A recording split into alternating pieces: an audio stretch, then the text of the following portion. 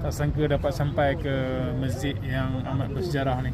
Sebelum ni kita baca sejarah ni di Timbuktu, Mali saja. Rupanya kerajaan Sahel ni dia ada di Niger, dia ada di Burkina dan dia ada di Mali.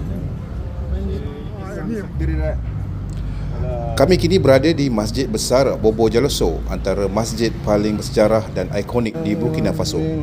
Masjid ini terletak di kawasan lama Dia La Soba dan dipercayai telah dibina sekitar awal abad ke-19, menjadikannya antara pusat perkembangan Islam terpenting di negara ini.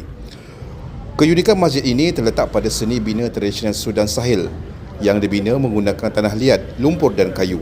Struktur kayu yang kelihatan pada dinding bukan sekadar hiasan, tetapi digunakan untuk kerja penyelenggaraan masjid sejak dahulu lagi.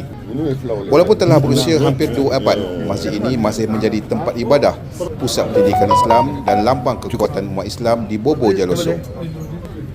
Masjid ini bukan sekadar bangunan bersejarah, tetapi saksi perjalanan dakwah dan perkembangan Islam yang telah bertapak di bumi Burkina Faso sejak ratusan tahun dahulu.